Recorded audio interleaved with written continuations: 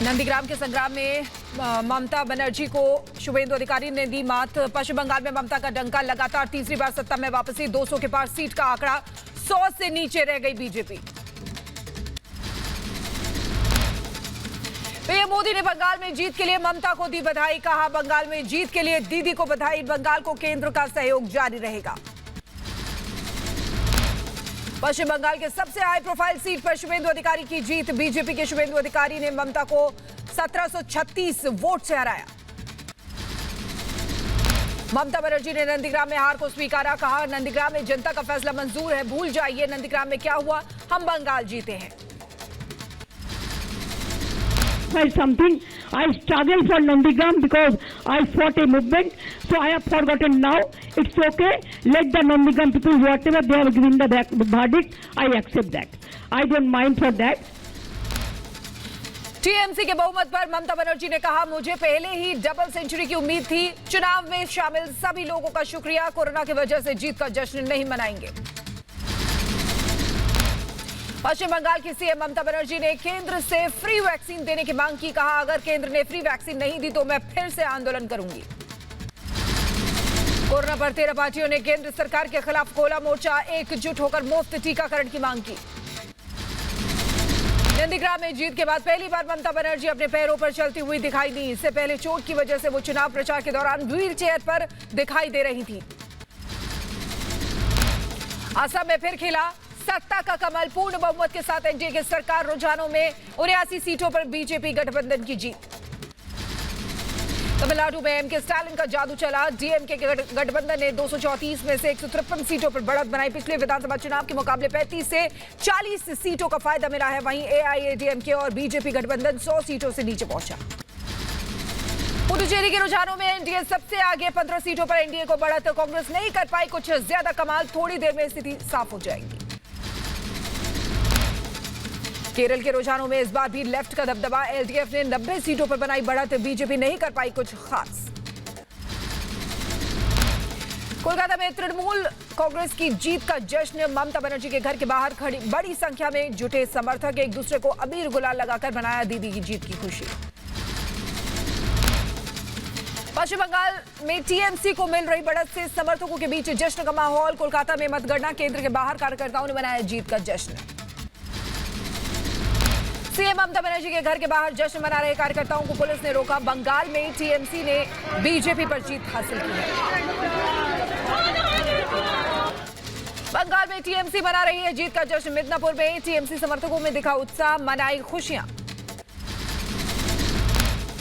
बंगाल में बड़ी जीत के बाद बीजेपी दफ्तर के आगे जुटे टीएमसी कार्यकर्ता जीत के जश्न में की नारेबाजी। कोरोना नियमों की उड़ाई धज्जियां। बीजेपी दफ्तर में घुसने की कोशिश भी की।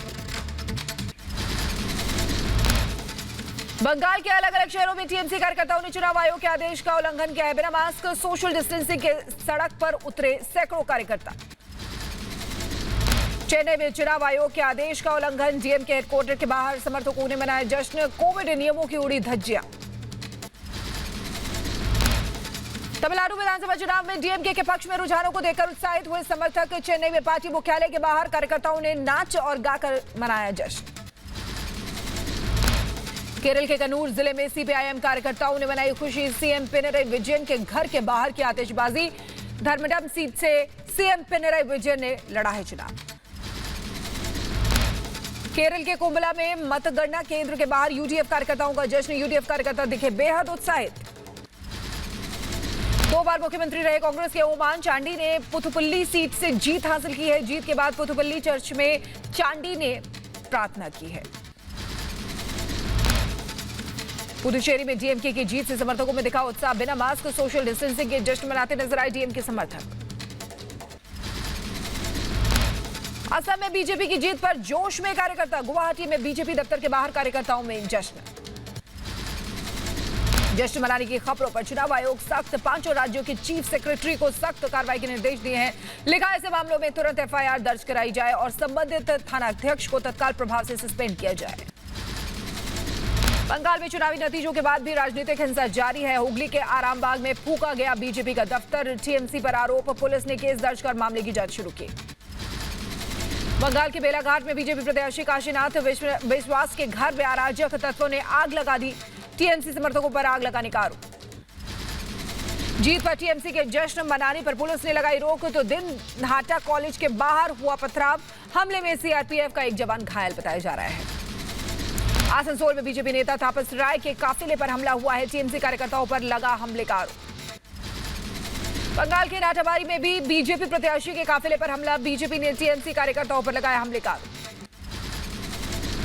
बंगाल के पनिहाटी में मतगणना केंद्र पर ड्यूटी के दौरान कांग्रेस एजेंट को हार्ट अटैक आया। अस्पताल में इलाज के दौरान दम तोड़ दिया। पश्चिम बंगाल के शिवपुर सीट से टीएमसी उम्मीदवार और पूर्व क्रिकेटर मनोज तिवारी ने जीत हासिल की है। बीजेपी उम्मीदवार को भारी मतों से हराया। हावड़ा के उलुबेरिया पूर्व सीट से टीएमसी उम्मीदवार विदेश बसु जीते हैं। वहीं जामुरिया से टीएमसी के हरिराम सिंह और उदय नारायणपुर से समीर पांजा जीते।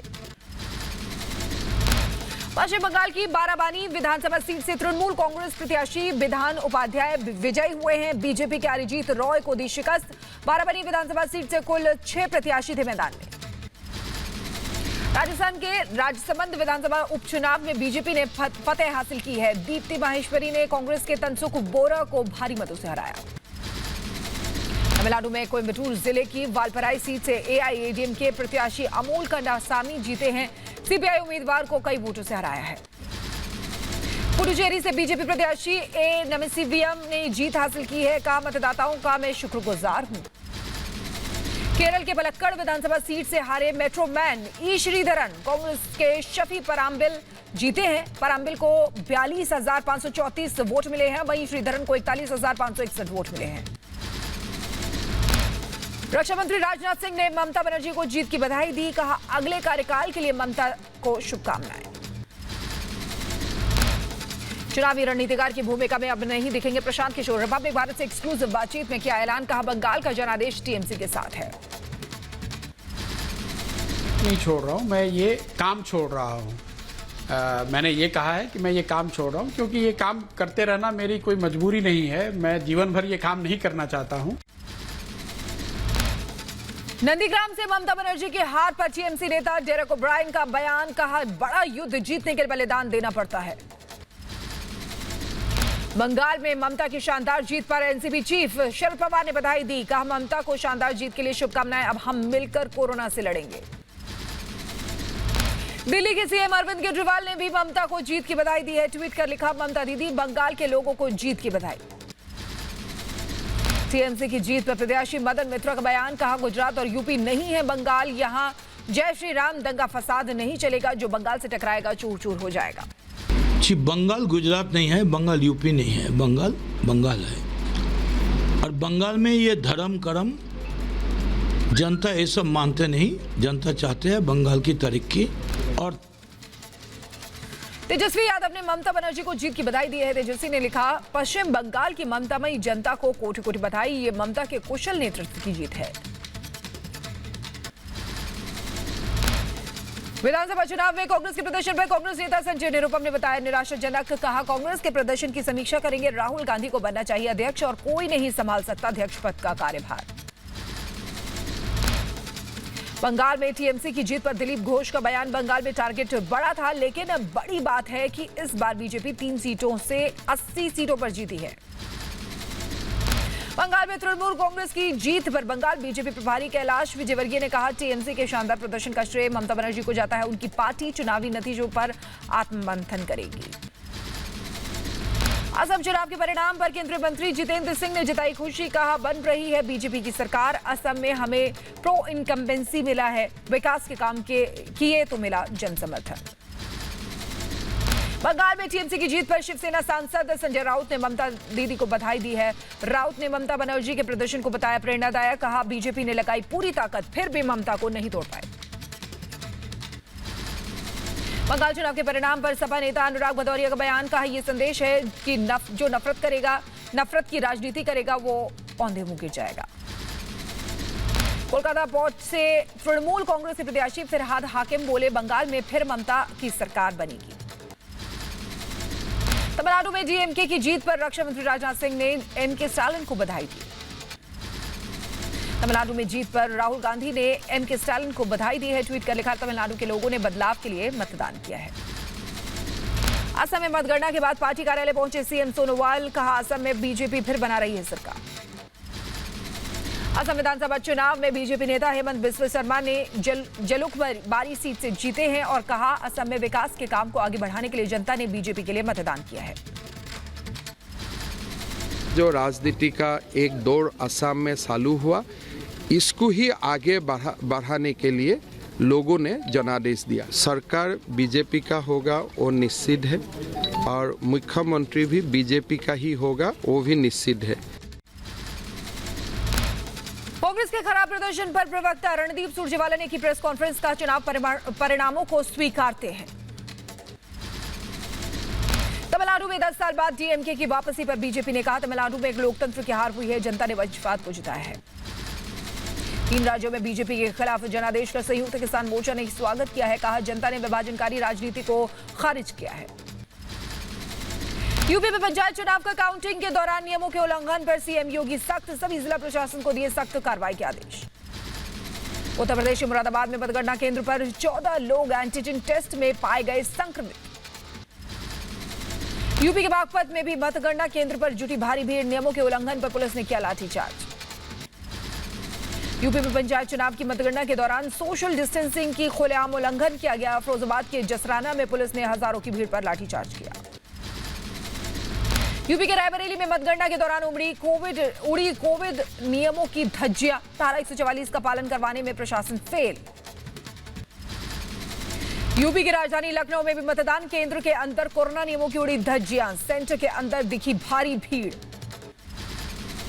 लखनऊ के एक और मतगणना केंद्र पर उड़ी कोविड नियमों की धज्जियां, सेंटर के बाहर जुटी भारी भीड़। प्रयागराज में मतगणना केंद्र पर नहीं हो पाया कोरोना नियमों का पालन, केंद्र के अंदर जाने के दौरान हुई धक्का मुक्की। हाथरस में भी मतगणना के दौरान उड़ी कोरोना नियमों की धज्जियां, काउंटिंग सेंटर के बाहर सैकड़ों की तादाद में प्रत्याशियों और समर्थकों ने लगाई भीड़। हाथरस के एक और मतगणना सेंटर पर प्रत्याशियों के समर्थकों ने भारी भीड़ लगाई, पुलिस को करना पड़ा लाठीचार्ज। फिरोजाबाद में भी पंचायत चुनाव की काउंटिंग के दौरान नहीं हुआ कोरोना नियमों का पालन, सेंटर के बाहर दिखी भारी भीड़, पुलिस भी नहीं कर पाई कंट्रोल।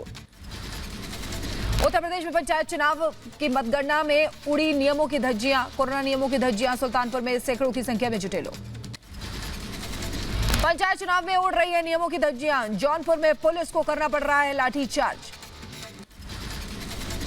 यूपी के संभल में मतगणना के दौरान हंगामा हुआ है, ड्यूटी छोड़कर मतगणना टेबल पर पहुंचे कर्मचारी। वहीं आगे बढ़ते हैं, संभल में मतगणना स्थल पर लगी भीड़ को पुलिस ने खदेड़ा, मतगणना स्थल के बाहर सैकड़ों की संख्या में जुटे प्रत्याशी समर्थक। तमिलनाडु के चेन्नई में भी काउंटिंग सेंटर के अंदर दिखी भारी भीड़, सोशल डिस्टेंसिंग का बिल्कुल भी नहीं हुआ पालन। कोरोना संकट पर पीएम मोदी की समीक्षा बैठक में कई अहम फैसले लिए गए। एमबीबीएस फाइनल ईयर के छात्रों को कोरोना ड्यूटी में लगाया जाएगा, कोरोना वॉरियर्स को दी जाएगी वित्तीय सहायता। दिल्ली में कल से 18 से 44 साल के लोगों को कोरोना का टीका लगना शुरू होगा, 77 स्कूलों में बनेंगे वैक्सीनेशन सेंटर। कोरोना के खिलाफ सीएम योगी ने तेज की लड़ाई, TM9 की बैठक में 4 मई से बड़ा टेस्टिंग अभियान चलाने के निर्देश दिए गए हैं। हरियाणा में कल से 7 दिन का पूर्ण लॉकडाउन लगाया गया है, बढ़ते कोरोना मामले की वजह से फैसला लिया गया है। पिछले कुछ दिनों में हरियाणा में तेजी से बढ़ रहे हैं कोरोना के मामले। हरियाणा में लॉकडाउन पर गृह मंत्री अनिल विज का बयान, कहा नियंत्रण में है सब कुछ, 1 हफ्ते में ही राज्य में टूटेगी कोरोना की चेन। सरकार ने फैसला लिया है कि 1 सप्ताह के लिए 3 मई दिन सोमवार से पूर्ण लॉकडाउन हरियाणा में लगाया जाए ताकि इसकी चेन को तोड़ा जा सके। बाकी सारी परिस्थितियां हमारे नियंत्रण में हैं। गोवा में कल से 10 मई तक सख्त पाबंदियां रहेंगी। Casino, bar, sports complex, gym, school, college और साप्ताहिक बाजार बंद रहेंगे। ओडिशा सरकार ने कोरोना काल में काम कर रहे पत्रकारों को फ्रंटलाइन वर्कर्स का दर्जा दिया। सीएम नवीन पटनायक ने कहा इस समय पत्रकार बेहद शानदार काम कर रहे हैं, लगातार लोगों तक खबर पहुंचा रहे हैं, कोविड-19 से जुड़े मुद्दों पर जागरूकता फैला रहे हैं। केंद्र ने हाईकोर्ट में दायर की याचिका, दिल्ली को ऑक्सीजन सप्लाई या फिर अवमानना का सामना करने के लिए हाईकोर्ट के आदेश को वापस लेने के लिए दी अर्जी। दिल्ली में बेकाबू कोरोना की रफ्तार, लोगों को नहीं मिल रहा अस्पतालों में बेड। एलएनजेबी अस्पताल के बाहर एम्बुलेंस में बेड के लिए इंतजार करते नजर आए लोग। दिल्ली के एलएनजेपी अस्पताल में भी जगह हुई फुल, एम्बुलेंस को बिना अनुमति के नहीं मिलेगी इजाजत। दिल्ली के मालवीय नगर में रेनबो अस्पताल से परिजन नाराज, कहा ऑक्सीजन किल्लत की अस्पताल ने नहीं दी जानकारी। यूपी में बहराइच के जिला अस्पताल से आई दिल को झकझोर कर रख देने वाली तस्वीर, मां को बेटियों ने अपने मुंह से दिया ऑक्सीजन। आंध्र प्रदेश के 2 अस्पतालों में 15 कोविड मरीजों की मौत, परिजनों का ऑक्सीजन की कमी से मौत का आरोप, प्रशासन ने आरोपों से इनकार किया। महाराष्ट्र के अहमदनगर में कोरोना पीड़ितों के साथ लापरवाही, एक बेड पर 2 कोरोना मरीजों को रखा गया। 25 साल की बहन को ऑटो में लेकर जयपुर के अस्पतालों में भटकता रहा भाई, नहीं मिला इलाज। यूपी में मरीज के इलाज के लिए तीमारदारों ने एक वीडियो जारी कर डीएम और सीएम योगी से गुहार लगाई, लेकिन इलाज नहीं मिल पाया और मरीज ने दम तोड़ दिया। वहीं आगे बढ़ते हैं, जम्मू के बत्रा हॉस्पिटल में 4 लोगों की मौत पर कमेटी गठित की गई है। मौत के कारण की जांच करेगी स्वास्थ्य विभाग की कमेटी। दिल्ली में रेमडेसिविर की कालाबाजारी के आरोप में पुलिस ने 2 लोगों को गिरफ्तार किया है। दिल्ली के अशोक विहार से ऑक्सीजन कंसंट्रेटर्स की कालाबाजारी करने वाले गिरोह का भांडाफोड़ हुआ है। पुलिस ने कालाबाजारी के आरोप में 2 लोगों को गिरफ्तार किया।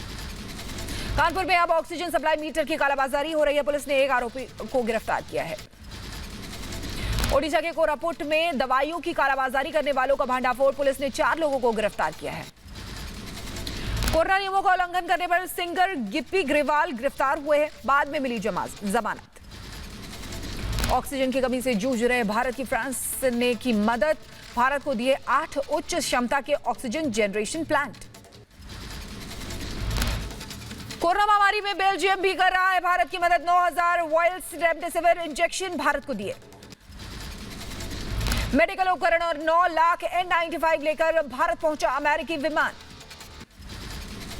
कोरोना काल में उज्बेकिस्तान भी कर रहा है भारत की मदद, ऑक्सीजन कंटेनर और अन्य मेडिकल सामग्री लेकर दिल्ली पहुंचा उज्बेकिस्तान का विमान। जर्मनी से भारत पहुंची मदद की पहली खेप, 120 वेंटिलेटर और कई जरूरी दवाइयों के साथ दिल्ली पहुंचा जर्मन विमान। ताइवान से भारत पहुंची मदद की खेप, 150 ऑक्सीजन कंसंट्रेटर्स और 500 ऑक्सीजन सिलेंडर आज दिल्ली पहुंचे। गाजियाबाद के हिंडन एयरबेस से 2 खाली ऑक्सीजन टैंकर लेकर रांची पहुंचे C-17 ग्लोब मास्टर। उज्जैन के कोविड केयर सेंटर में भेंट की गई 10 ऑक्सीजन कंसंट्रेटर्स की मशीनें। एमपी और शिक्षा मंत्री ने कहा, हर तहसील में कोरोना संक्रमितों के बेहतर इलाज के लिए बढ़ा रहे हैं सुविधा। ओडिशा के अंगुल से तेलंगाना के सिकंदराबाद पहुंची ऑक्सीजन एक्सप्रेस। रेल मंत्री पीयूष गोयल ने ट्वीट कर कहा, कोरोना मरीजों के इलाज में भारतीय रेलवे कर रहा है पूरी मदद। दिल्ली में ऑक्सीजन की किल्लत के बीच ऑक्सीजन लेकर तुगलकाबाद पहुंची ऑक्सीजन एक्सप्रेस। कोरोना काल में ऑक्सीजन की सप्लाई में बड़ी भूमिका निभा रही है भारतीय रेल। पूरे देश में 56 टैंकरों की मदद से अब तक 841 मीट्रिक टन से ज्यादा ऑक्सीजन की सप्लाई। दिल्ली, यूपी, एमपी और तेलंगाना समेत कई राज्यों में जल्द खत्म होगी ऑक्सीजन की किल्लत। मध्य प्रदेश के जबलपुर पहुंची ऑक्सीजन एक्सप्रेस। बोकारो से लिक्विड मेडिकल ऑक्सीजन के साथ तीसरी ऑक्सीजन एक्सप्रेस पहुंची है। जम्मू कश्मीर के कठुआ में जल्द शुरू होगा ऑक्सीजन प्लांट, तेजी से चल रहा है प्लांट के इंस्टॉलेशन का काम। नई दिल्ली के रकाबगंज गुरुद्वारे ने कोविड मरीजों की मदद के लिए बढ़ाए हाथ। यूपी के संभल में ऑक्सीजन किल्लत के बीच कई लोग फ्री में मुहैया करा रहे हैं ऑक्सीजन। कुछ लोग एक ग्रुप बनाकर जरूरतमंदों को मदद कर रहे हैं। आगे बढ़ते हैं, ऑटो से ऑक्सीजन पहुंचाने वाले पर जावेद खान के समर्थन में भोपाल डीआईजी जावेद खान को ऑटो पास जारी किया गया। उत्तराखंड में कोरोना के बढ़ते केस को देखते हुए सरकार का बड़ा फैसला, आईसीयू बेड की संख्या 836 से बढ़ाकर 1336 की गई। आंध्र प्रदेश के कृष्णा जिले में police hall Covid care centre में हुआ तब्दील, अब पुलिस हॉल में कोरोना संक्रमित मरीजों का इलाज होगा। महाराष्ट्र के पालघर में रेल कोच को कोविड वार्ड में तब्दील किया गया है। 23 स्लीपर कोच में 414 मरीजों का इलाज हो सकेगा। दिल्ली की सड़कों पर एम्बुलेंस की आवाजाही के लिए अलग से लेन बनाई गई है। मरीजों को समय पर अस्पताल पहुंचने में मिलेगी मदद। बिहार के आरा में पप्पू यादव ने सदर अस्पताल का दौरा किया है। मरीजों के परिवार वालों से मुलाकात कर हालचाल जाना। पिछले 2 दिनों से कोरोना वैक्सीनेशन में आई तेजी। पिछले 24 घंटे में 18,26,000 से ज्यादा लोगों को लगाया गया टीका। मुंबई में वरिष्ठ नागरिकों को ध्यान में रखकर खोला गया टीकाकरण केंद्र, कार में बैठे बैठे ही लगवा पाएंगे वैक्सीन। मुंबई में तीसरे चरण का वैक्सीनेशन जारी, मुंबई के कूपर अस्पताल में अपनी बारी का इंतजार करते नजर आए लोग। हरियाणा में शुरू हुआ वैक्सीनेशन का तीसरा चरण, हरियाणा के सभी जिलों में 18 साल से ऊपर की उम्र के लोगों को लगाया गया टीका। हरियाणा में शुरू हुआ 18+ के लिए टीकाकरण अभियान, मंत्री मूलचंद शर्मा ने शुरू किया अभियान। मणिपुर में भी आज से 18+ के लिए शुरू हुआ टीकाकरण, नजदीकी सेंटर पर टाइम स्लॉट बुक करवा कर लगा सकते हैं टीका। जम्मू कश्मीर में भी तीसरे चरण के वैक्सीनेशन के लिए सरकारी स्कूलों में बनाया जाएगा सेंटर, तेजी से वैक्सीनेशन करने के लिए राज्य सरकार ने फैसला लिया है। गुजरात के सूरत में जारी है वैक्सीनेशन अभियान, सरकार के साथ निजी संस्थाएं भी लोगों को वैक्सीन लगाने में जुटी हुई हैं। हिमाचल प्रदेश में भी लगातार बढ़ रही है कोरोना मरीजों की संख्या, ग्रामीण इलाकों में वैक्सीनेशन सेंटर में उमड़ रही है लोगों की भीड़।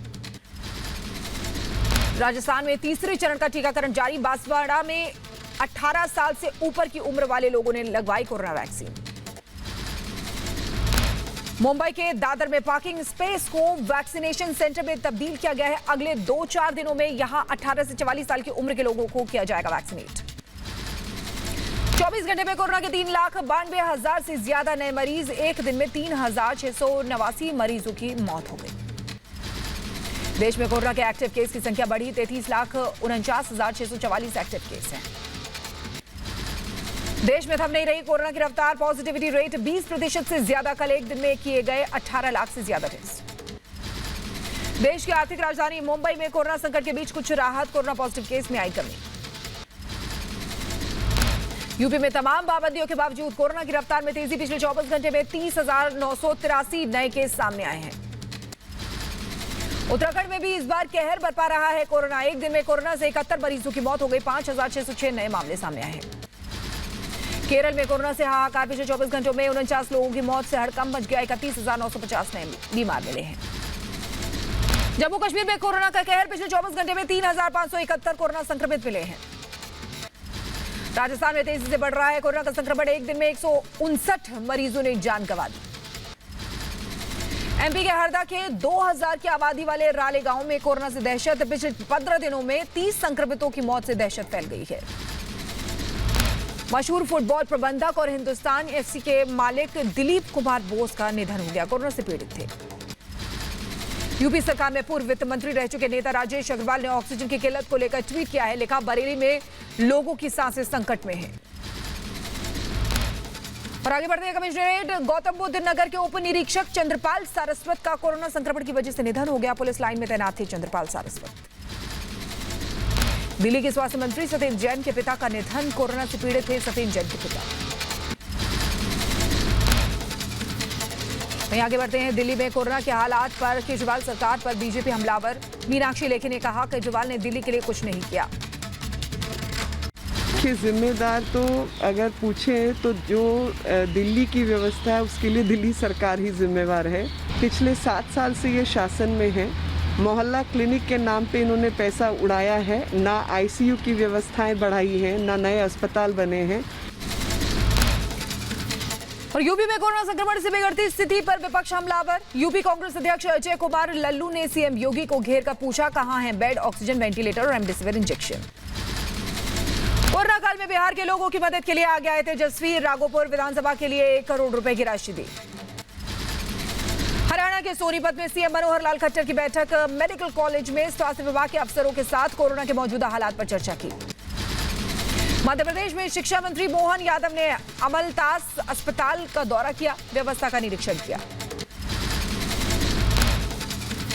वहीं राजस्थान के जोधपुर में केंद्रीय मंत्री गजेंद्र सिंह शेखावत ने नए कोविड सेंटर का दौरा किया, केंद्रीय मंत्री ने अधिकारियों से कोरोना को लेकर तैयारी को जायजा लिया। यूपी के बुलंदशहर के सयाना से बीजेपी विधायक देवेंद्र सिंह लोधी का दावा, कहा गौमूत्र के सेवन से दूर रहेगा कोरोना और बढ़ेगी इम्यूनिटी। यूपी के वाराणसी में मंत्री से सवाल पूछना युवक को भारी पड़ गया, देरी से आने को लेकर युवक ने पूछा सवाल तो स्वतंत्र प्रभार राज्य मंत्री ने युवक को दौड़ाया। सीतापुर जेल में बंद आजम खान की तबीयत में सुधार, आजम को लखनऊ ले जाने आई एम्बुलेंस 3 घंटे के इंतजार के बाद लौटी। आजम खान के इलाज के लिए लोकसभा अध्यक्ष को लिखी गई चिट्ठी, एसपी विधायक इरफान सोलंकी ने चिट्ठी लिखकर एम्स में इलाज करवाने की मांग की। एक्टर दिलीप कुमार को रूटीन चेकअप के लिए मुंबई के हिंदुजा अस्पताल में भर्ती कराया गया। जल्द मिल सकती है अस्पताल से छुट्टी। त्रिपुरा में बोर्ड परीक्षाओं पर कोरोना का कहर। राज्य बोर्ड ने रद्द की 9वीं और 10वीं की परीक्षाएं। कोरोना से बचाव के लिए रेलवे की तैयारी। मुजफ्फरपुर जंक्शन पर कर्मचारियों के लिए लगाई गई भाप संयंत्र। बिहार के गया में कोविड अस्पताल में मेयर और डिप्टी मेयर ने करवाया सैनिटाइजेशन। कोरोना से सहमे लोगों की हौसला अफजाई की। कोविड-19 टास्क फोर्स के सदस्यों ने केंद्र सरकार से कहा कि देश में अब सख्त लॉकडाउन लगाए जाने की जरूरत है। कोरोना के लगातार बढ़ रहे मामलों के बाद ओडिशा सरकार ने किया लॉकडाउन का ऐलान। 5 मई से 19 मई तक 14 दिनों के लिए लगाया गया लॉकडाउन। जम्मू कश्मीर में लॉकडाउन को लेकर पुलिस की सख्ती। कंटीले तार लगाकर चौक चौराहे पर बंद किए गए हैं। जम्मू कश्मीर के राजौरी में बढ़ते कोरोना मामलों के चलते हाल बेहाल प्रशासन ने 10 मई तक राजौरी में बढ़ाया कोरोना कर्फ्यू। कोरोना कहर की चपेट में मिजोरम, आइजवाल समेत अन्य जिला मुख्यालय नगरों में 3 मई से 8 दिनों तक का लगेगा लॉकडाउन। कोरोना के बढ़ते मामलों के मद्देनजर मणिपुर में बढ़ाए जाएंगे bed. CM N Biren Singh ने किया ऐलान। इंफाल के पश्चिम जिले में 128 कोरोना के मामले सामने आए, जबकि इंफाल पूर्वी जिले में 95 मामले दर्ज किए गए हैं। दिल्ली में लॉकडाउन को लेकर पुलिस की सख्ती। बैरिकेडिंग लगाकर हर गाड़ियों की चेकिंग की। दिल्ली के हौज खास में लॉकडाउन के दौरान सड़कों पर सघन चेकिंग अभियान चल रहा है। घर से बाहर निकलने वालों के पास चेक की जा रही है। दिल्ली से सटे नोएडा में भी वीकेंड लॉकडाउन का असर। जिले की सभी दुकानें बंद की गई। यूपी के कानपुर में 3 दिन के वीकेंड लॉकडाउन का असर। बाजार की सभी दुकानें बंद रही। यूपी के अलीगढ़ में दिखा वीकेंड लॉकडाउन का असर। आम लोगों को मिला प्रशासन का साथ। लखनऊ में बस सेवा तत्काल स्थगित की गई है। तेजी से बढ़ रहे कोरोना संक्रमण पर फैसला लिया गया है। मुंबई में ब्रेक द चेन का असर दिख रहा है। मरीन ड्राइव पर छाया सन्नाटा। कोविड की वजह से महाराष्ट्र में पिछले कई दिनों से लागू है आंशिक लॉकडाउन। जम्मू कश्मीर के पुंछ में 60 घंटे का सख्त लॉकडाउन। कोरोना संक्रमण चेन तोड़ने को लेकर प्रशासन ने फैसला लिया है। जम्मू कश्मीर में कोरोना को लेकर और सख्त होंगी पाबंदियां। लगातार बढ़ रहे कोरोना मामलों को लेकर प्रशासन ने लिया फैसला।